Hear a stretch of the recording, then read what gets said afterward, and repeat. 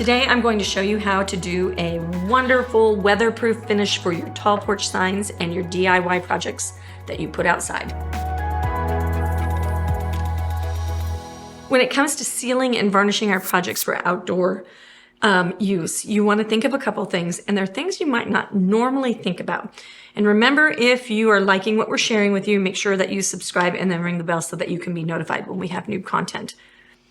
Secrets for varnishing.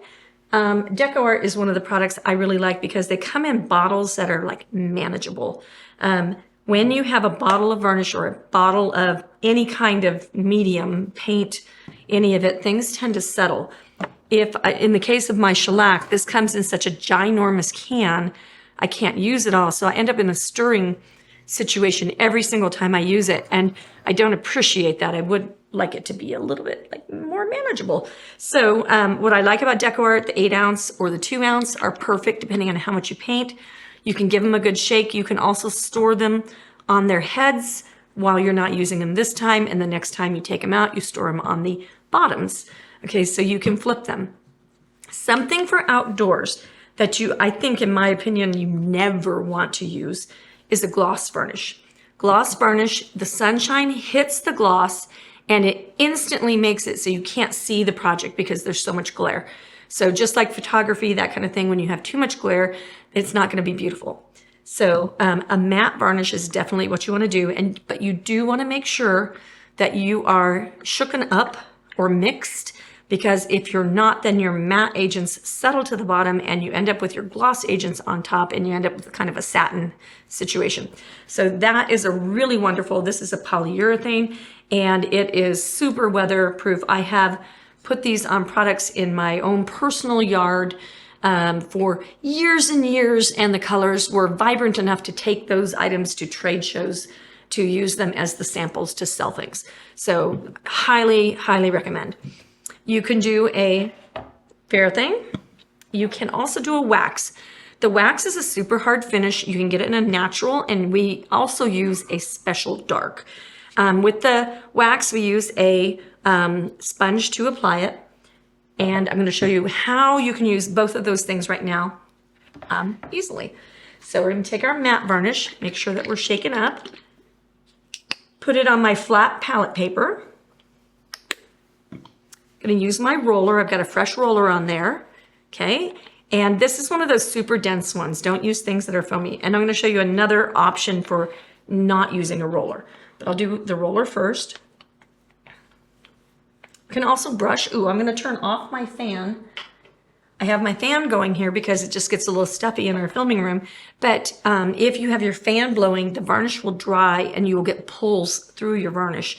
So you want to make sure you're not doing this in 100-degree temperature, in a really hot room, in the sunlight, with a fan blowing. Like, make sure you've got a little control going on. So this is, and the reason I say that is this is a big project. So I've got some space that I have to get from one end to the other. So with the roller, I just start rolling it on, and you'll notice that my black paint starts waking up. It starts looking more black. Okay, all your colors will start popping when you varnish your project. Okay, and I'm going to go ahead and roll that and stop and get a baggie. So this is one of the sandwich bags. If you haven't seen how we did our basing and prepping, that's another video, and so you can watch that. It'll be in a playlist as well. And then also you can see how we did this really cool pumpkin faces in a different video. Okay, we try to keep them short so you guys can just consume it in little bites instead of having to spend lots of time. Okay, so I'm letting that dry. I'm actually going to force dry that with a blow dryer. And our next option is to take one of the fold top baggies. They make the best little disposable gloves. And I'm going to take my varnish sponge, or a sponge. We sell these on our website, which is studior12.com. Put some more of our varnish down, and you can take that and you can just pick that up, go back up where we haven't done yet, and you can just wipe that on. Keep my baggie to itself here. And so that's a super fast way that you can varnish your project. I'm going to go ahead and force that dry. And I'll put this in water.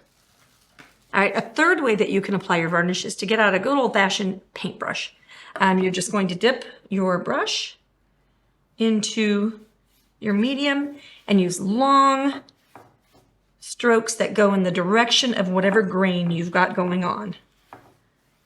Don't overload. You don't want a bunch of ridges.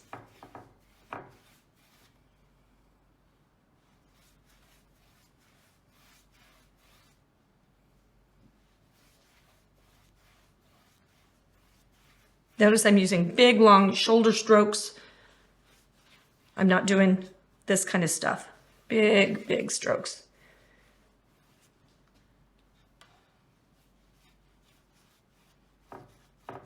All right, so that's the third way that you can apply varnish onto your project. Let me get this dry, and then we're going to show you how to apply the wax, and then we'll be good. So I've got this all dry, and now I'm going to apply one last piece to this, and that is a wax. You would think that you would have wax that would be like, I'm going to melt outside, but what happens is wax dries to a really hard finish. It's a really wonderful finish. So we're going to take our glove, plastic bag glove, and we're going to use, we keep a sponge in there, and then we're just going to apply one even coat all over. The nice thing about wax is it doesn't do a weird pull through and that kind of thing. It actually takes it a little bit of time to finish. And then after you get done, you're going to use, and I don't think I have one sitting right here, but you're going to use a lint-free paper towel, and you're just going to wipe through it and just kind of buff it just a little bit. And it makes the most amazing feeling looking finish. It is tremendous.